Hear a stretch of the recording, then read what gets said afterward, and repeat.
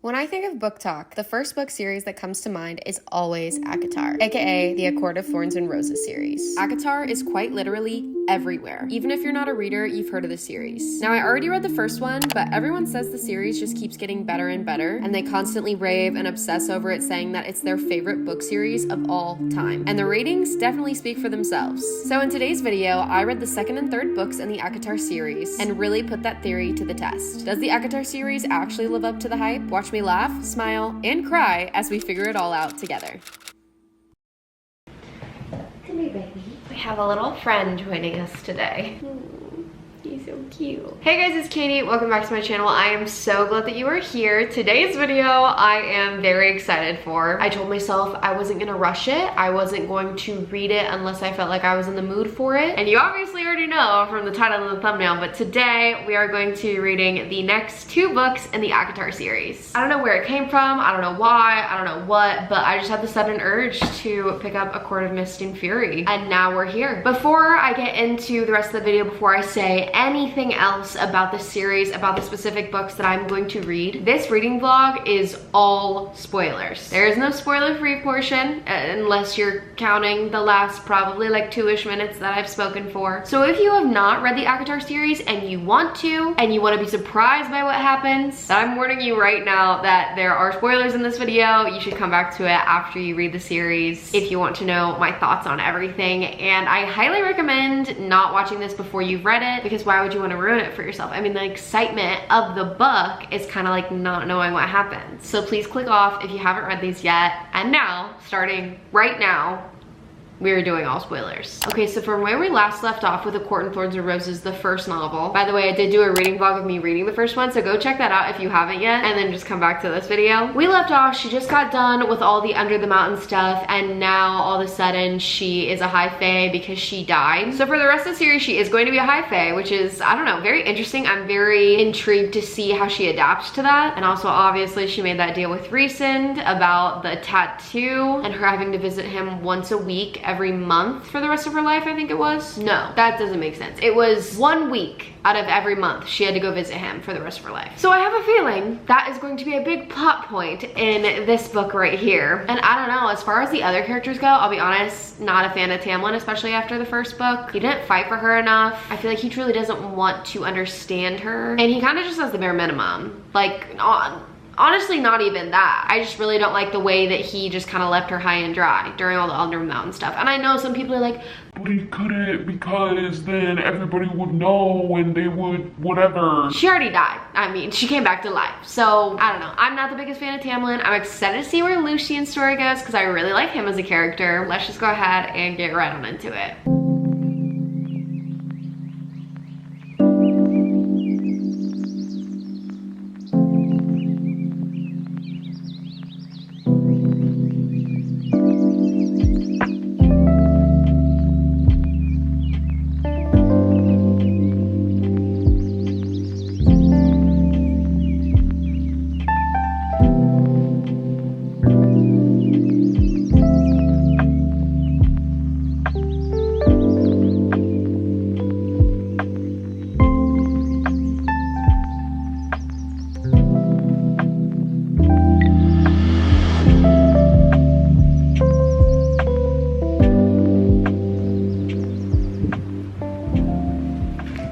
Guys, the way that Rhys just broke up their wedding, I can't. First, a little update from the first like 40-ish pages and 5 chapters. Like I said, Rhys just broke up their wedding, and by there, I mean Tamlin and Feyre's. Honestly, so happy about it. The entire first 40 pages, Feyre is literally having PTSD from being under the mountain. And I almost feel like Tamlin, like I understand he's got stuff to do, but like I feel like Tamlin could not give it less about what Feyre needs right now. I don't know, it's just like how I was saying, like he's not intuitive enough to her needs, and like she needs that, especially after what she just went through. Everybody's basically calling her like their savior, like the savior of Prithian, and she single-handedly did that. Like that was not a joint effort with her and Tamlin or anything of the sort. It was just Feyre, and I don't know, it just feels icky and like kind of weird to me, the marriage did. So I am so glad that they're not going through with it and it's like over, basically. I mean, like maybe not over, or like maybe she'll still go back, but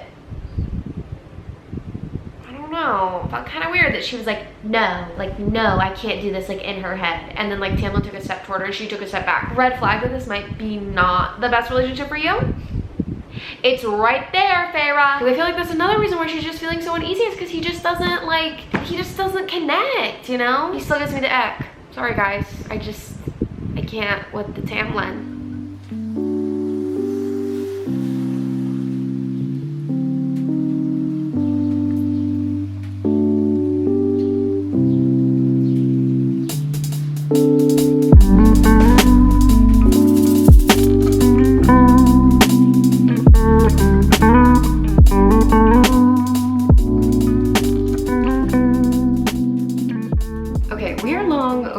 For an update. I'm about to start chapter 25 and I'm on page 262, and Goodreads said I was about like 40% through, and so much has happened. I had to write down some notes so I wouldn't forget everything, so let's crank through. So where we last left off, the wedding happened. Rhysand like interrupted the wedding. She ends up going to the night court twice for that like week of every month for their bargain, and every time she's there she kind of enjoys herself. While she's there though, Rhys is like only command, I guess, while she's there. He wants her to learn how to read and write, and then also like shield her mind from people like thinking and getting in and stuff like that, and she's really good at shielding. I think it's really cool how Rhys wanted her to like better herself, and every time Rhys does something like that, which I'll mention even more as we go along, it makes me dislike Tamlin even more. Another one of those things being that Rhys actually like told her there was a war coming and is like including her and everything. And again, I just feel like Tamlin, like he like scored, like he got the prize, you know what I mean? He got Feyre, and now he doesn't care. And you know what? Argument could be for he's a High Lord, he has so much going on, the war is coming, so he has so much to do. But you know who also is a High Lord and also knows the war coming and also has so much to do? Rhysand. So tell me why there's a difference. The craziest thing that happened though, Tamlin,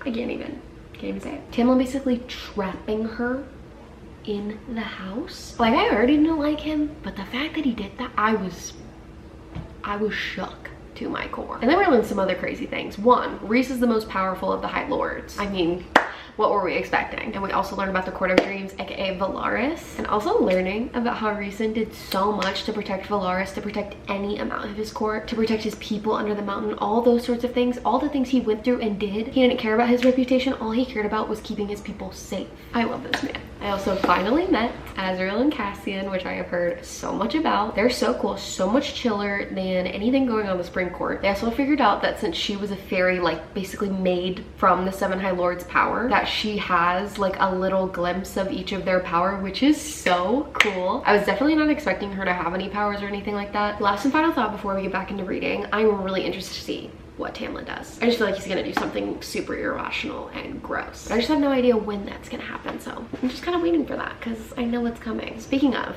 let's get back into it.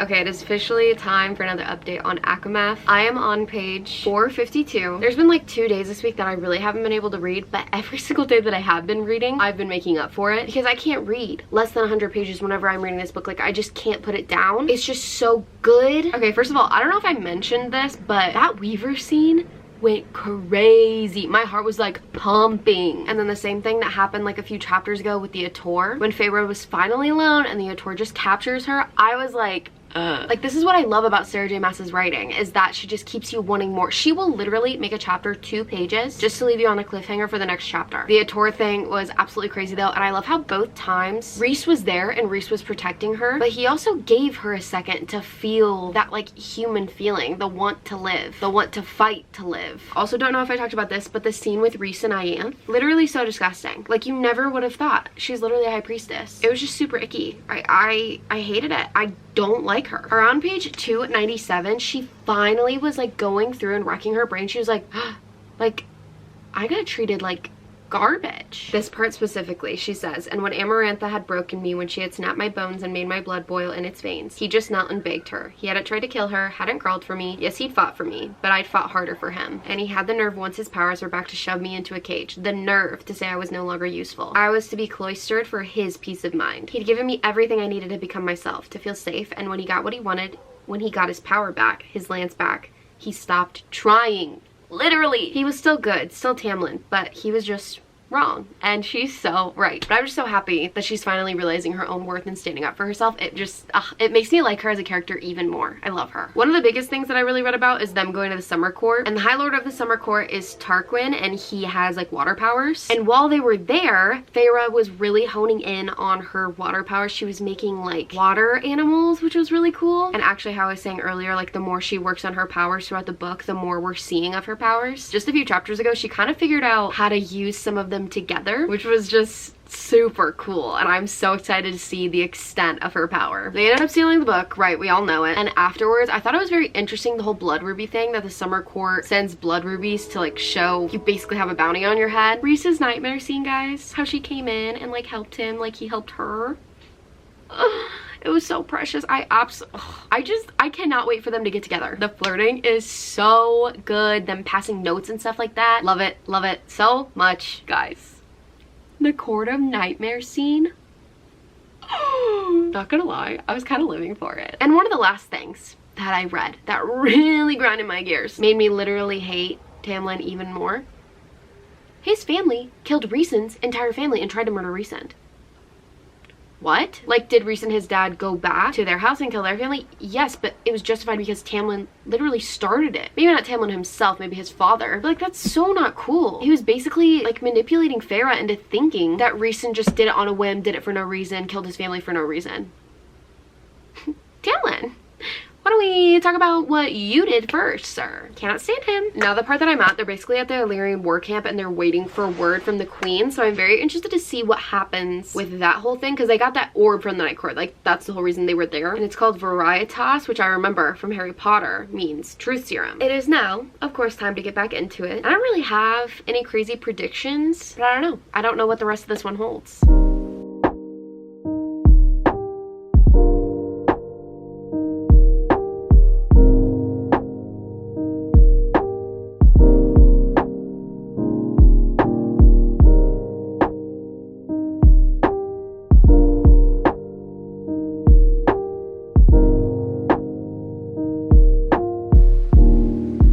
Do it.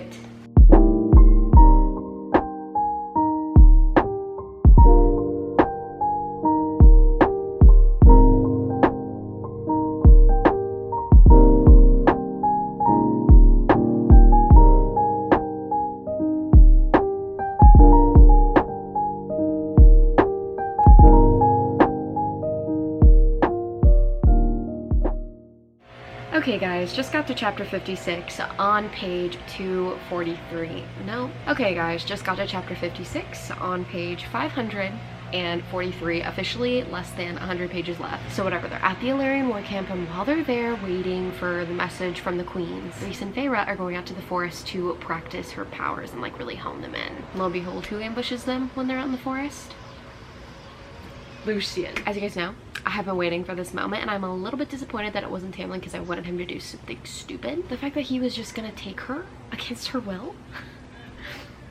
What? The whole Rhysand getting attacked thing was so wild. And then Feyre going in and trying to find him and then saving him, rescuing him, all those things. So bad. I loved it. And then we figure out that they're mates.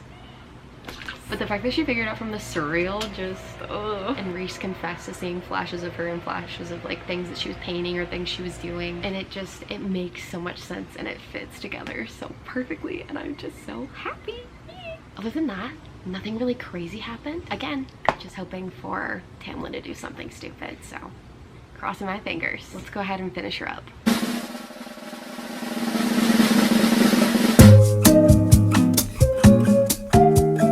Okay, so they're not caught by the King of Hybern, which, love that for them. And Azriel has an ash arrow stuck in his chest with blood vein. So, we're doing great. You're kidding. Oh my god. Lucian and Tamlin made a deal with the King of Hybern, and they're there. They're there. You know, Tamlin is a slimy man, but I never thought he would go this low. This is so disgusting. What? That's actually hilarious, okay. Tamlin looking like a clown, I'm so here for it. Pharaoh was like, I didn't make a bargain with you to the King of Hybern, and he said, no, but your master did, so you will obey. Absolutely not, guys. Oh my god, not Elaine and Nesta. Iath is such a snake. Oh my gosh, Tamlin's such an idiot. Lucian and Elaine are mates, and I'm kind of here for it because then we can get some sort of Lucian redemption. I cannot believe they're both Fae now. Like, I'm shook. Okay, I think she's going with Tamlin now, but they're like playing this like little game. Oh my god, he broke the mating bond. Ugh, okay. Not us getting a Rhysand chapter. Okay, so here for it. Pharaoh's a high lady of the Night Court. This is such a slay. I love Rhysand for this. The relationship is just, I just love this. Stop. I am so glad that their bond's not broken. Ugh, I hate Tamlin. Ick, I'm getting the ick. I can't with him. Guys, I love this book. This book was everything that the first one wanted to be and more. This book, it was just a magnificently told, well thought out in every which way story, and I fell in love with everything about it. But the ending, like, this is how you do a cliffhanger. I do have plans tonight to watch a show with my friend Brooke, so we're gonna watch our show and then I'm gonna get ready for bed and start the third one.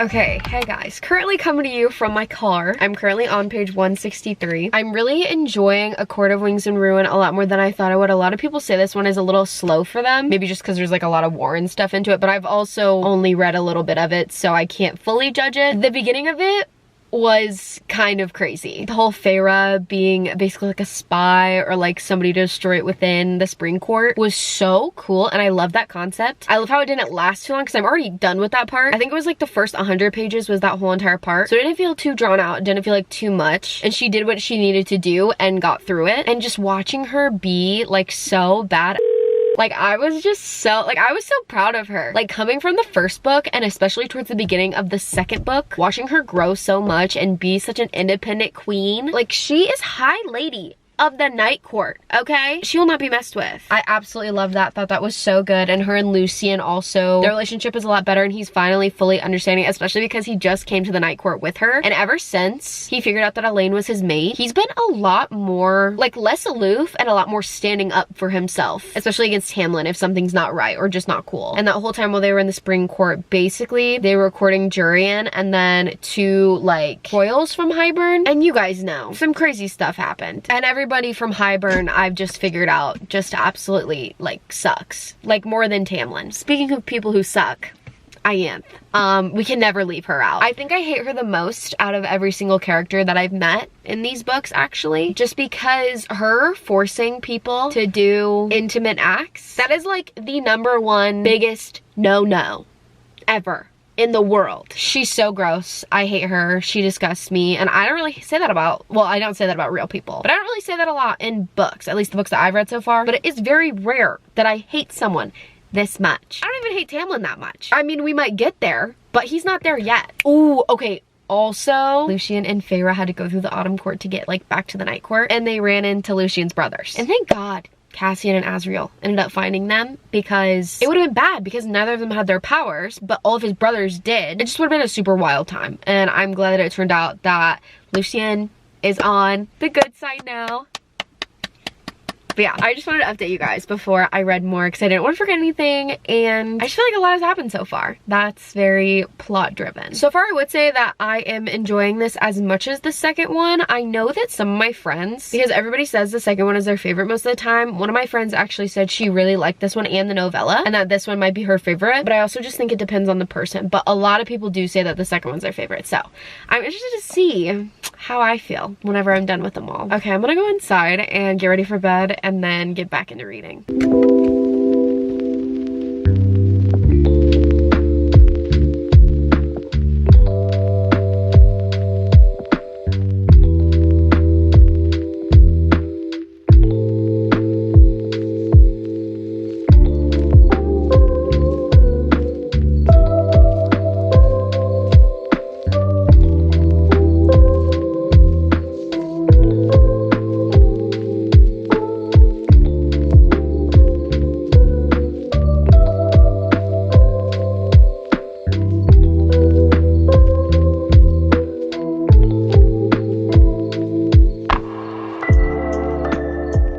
Okay, two things before I update you guys on what's going on. One, sorry if you can hear that fan. I honestly have not been feeling too hot the past few days, so I kind of need that to feel okay. And two, being that it has been a while since I have last updated you, I am now on page 436, about to start chapter 48. So we're definitely over halfway through. I think Goodreads said I was like 63% of the way through. And there's been a lot that happened. I honestly don't think I've verbally updated you guys since the first 100-ish pages where she was back in the spring court, which honestly there for a while, it really wasn't going anywhere or being too crazy. Like there was still stuff happening and there was like world building, but we just had to get back into the night court, get back reacquainted with the characters, see how Elaine and Nesta were doing, because we literally haven't seen them since they turned into Fae, which is actually kind of crazy. Then some crazy stuff went down. Hybern broke into the night court, into that little library with like the swirly, that's how I see it in my mind anyways. It's like a swirly little library thing. They broke in to get Nesta, not to get Feyre, to get Nesta, which I was kind of shook about. We'll get into that in a second. We figured out that Elaine was a seer. She was saying all this like creepy, weird stuff. She was like, the ravens are coming. The young woman turned into the old woman. Like all these like weird cryptic things. And then Azriel figured it out.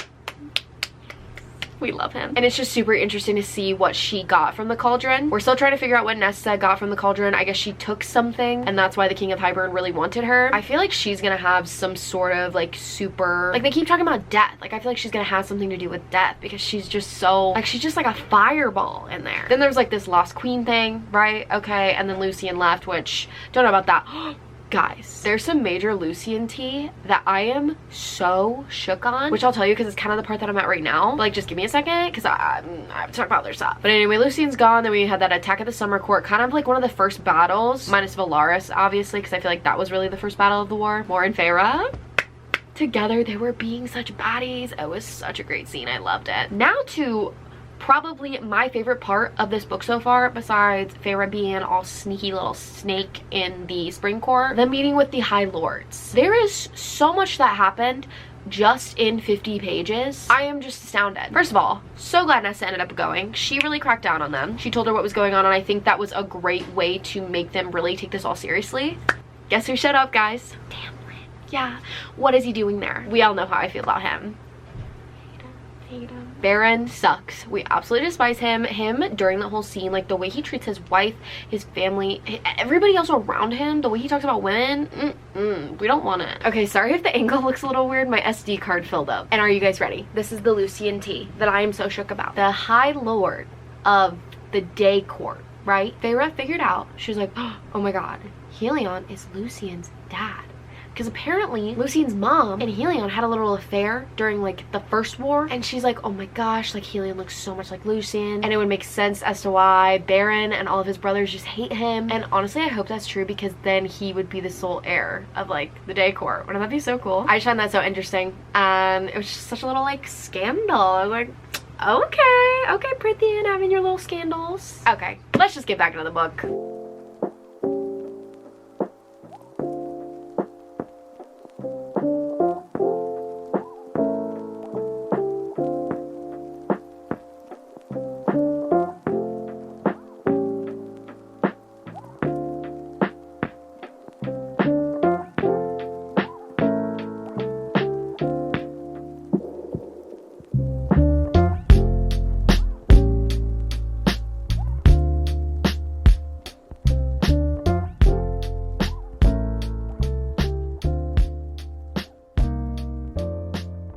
just wanted to do another really quick update before I go to bed because I will be finishing this book tomorrow, and I've literally read so much today, and I know that I'm going to be reading, maybe not a lot, but there's going to be a lot happening tomorrow because I'm going to be reading the end of the book. So if I don't tell you this stuff now, then it's just going to get lost in the cracks, and I really need to talk about this. Jurian is on their side. Like, I am so shook. And then Elaine also got dumped by her little fairy hating boy toy. Honestly, like, we knew that was coming, Elaine. Like, I don't know why she was so delusional. Like, it's okay to be delulu to some extent, but that was just a healthy girly pop. Like, what are we doing, Elaine? I am shocked though that Jurian is on their side and that he was trying to manipulate Hybern and the King of Hybern this entire time. And obviously they know because they've been inside of Jurian's mind, like, that he is telling the truth.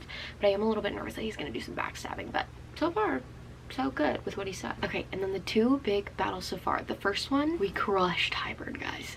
We crushed them, okay? Seeing Cassian on that battlefield, I was not expecting to feel like this, but like, I was like, ooh, like, okay, Cassian, like, get it. And then after the fight, whenever like his wrist was just like a little bit hurt, and like Nesta came up to him and was just like, oh, like, can I mend it for you? Like, can I help you? And they had that like cute little moment. Because I was living for it. I kind of love them together. And we won this first battle with like flying colors. We did so well. We ambushed them, which was super awesome. And the second battle, not so much. Which honestly, I knew that they weren't gonna win every battle and like everything wasn't going to be all sunshine and rainbows the whole entire time. It's literally a book about war. Okay, anyways, probably one of the biggest and best things, and probably the biggest reason why I wanted to talk to you guys. And it's because one of my least favorite characters kicked the bucket, okay? Feyre had the genius idea to go talk to the Suriel again. You know, the Suriel and her, they're like this at this point. None other than Ianthe and two Hybern soldiers just strutted on in and ambushed her. But then Feyre, the little smarty pants that she is, she ended up leading them to the Weaver's cottage, and the Weaver just gobbled them on up. Like, there was honestly no better justice than that moment right there. And now I'm just waiting for Tamlin. Something to happen to Tamlin, or like, no, I don't really want him to get a redemption arc. I am loving this so far. Like, my heart is like loving this. Like, my adrenaline is pumping. And it's currently like 10 p.m. at night, so that's not a good thing. And I have about 150-ish pages left, so I'm gonna read for a little bit tonight and then officially finish tomorrow. And I'm so excited to see what happens.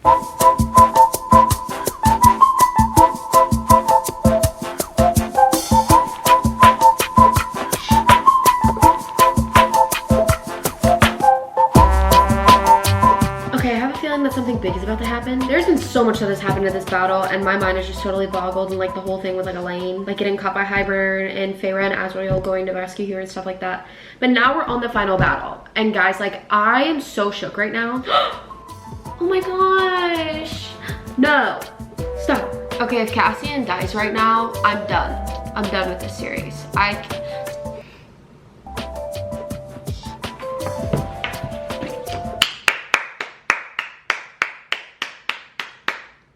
I think Elaine just killed the King of Hybern. And I'm just gonna say, was not expecting that, but I kind of love it. If Rhysand dies, I am also done with this series.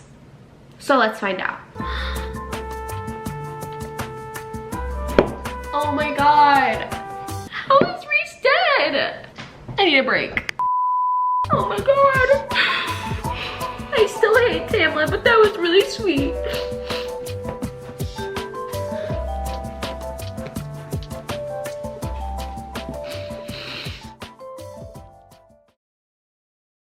Okay, hey guys, I'm not gonna lie, it's been about, I think, a week and a half since I have finished both of these books, and I low-key feel like I'm in a little bit of a reading slump right now, just because I have such a bad book hangover from these. I cannot stop thinking about the characters, and every time a song comes on, I just, like, I'm instantly trying to relate it to Rhys and Feyre or Cassian and Nesta, and I just cannot get these characters out of my head. With that being said, let's go ahead and run over the end of ACOWAR, and then I'll give you guys my final final review and rating of both of these. Okay, so I briefly mentioned this and like my little final review part that you just watched, but whenever Elaine got captured by the King of Hybern and Feyre and Asriel had to go save her, and Feyre was like dressed up as a Yanth or whatever, I have never felt so nervous for characters than I have in that entire scene. Like even in the thick of the last battle, I was, well, there were a few times I felt that way, but specifically just because I didn't know if they were gonna get caught or not, and if they did, I didn't know what would happen. And I think it's kind of different in a battle because like you have everybody on your side like there to back you up. I was just simply freaking out that whole time, and I am so glad that they got her out. The Tamlin redemption moment of that scene, and then later whenever he shows up at the final battle with like all those other people, but I don't really know how I feel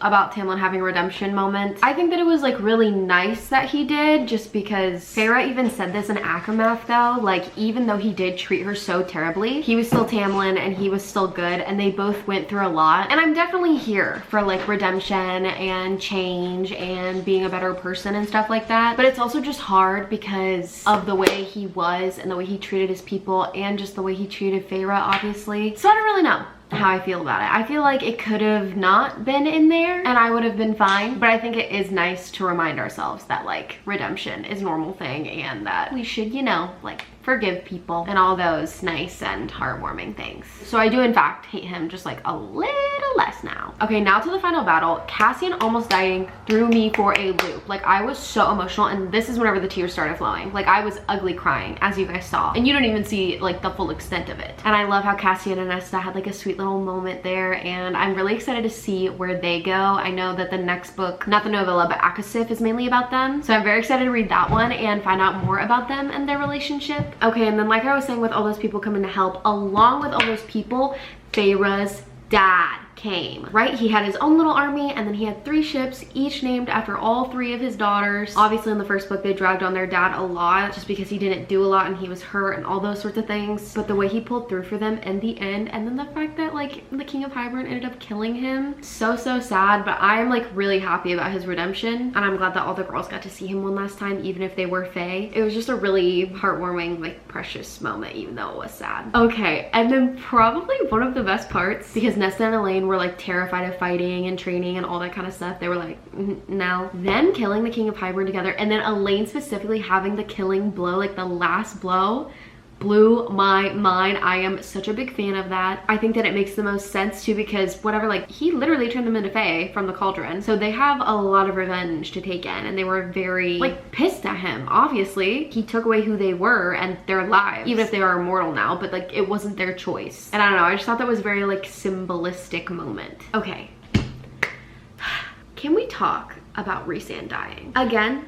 I think that it was kind of like a full circle moment, because what he said to Feyre about knowing that they were mates in ACOMAF, and that like tether, and them both having to go through that together and whatever, as you guys know because you've read it, but like the High Lords coming together and them using those little light bulb thingies to bring him back to life. Awesome, right? Big fan. But then making the pact that if one of them dies, the other one does. Honestly, I feel like Sarah J Maas is definitely going to use that as we go along in some way, shape, or form. Obviously because it was put in the book, and I don't know how many ACOTAR books we have left. I know there's at least one more, hopefully more than that, but I just have a feeling that one of them is gonna die and then the other is, and then it's just gonna be like this very tragic thing, and I'm not ready for that. I am really happy that Rhys is okay, and I'm kind of sad that this is like basically the last book besides the novella that's all about Rhysand and Feyre. I am excited for Nesta and Cassian's books, and then I'm pretty sure they're all about the sisters. That's what everybody's been saying. So figuring out who Elaine's gonna be with, Asriel or Lucian or whoever else. But I am very excited for the novella having that last little wrap up of Rhys and Feyre, and then getting to know what the other sisters get up to and all the other characters as well. And yeah, I don't know, I'm just very excited to get on to the rest of the series and for more books to come out. Speaking of my rating for these books, I rated these both a 5-star, but honestly I feel like ACOWAR is my personal favorite, and I would rate this like one of my like favorite books of all time, like 6-star reads. And for the like 50 billionth time, I'm just so excited to continue reading them. I'm honestly not too sure if I want to do reading vlogs on the 4th and 5th books, but let me know if you guys want that, because obviously if you do, then I'll go ahead and do it. And please let me know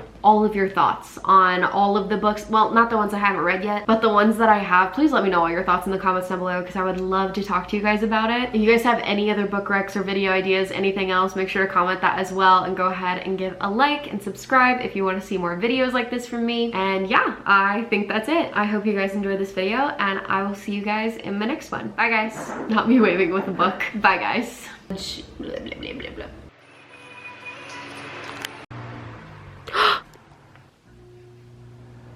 What the hell?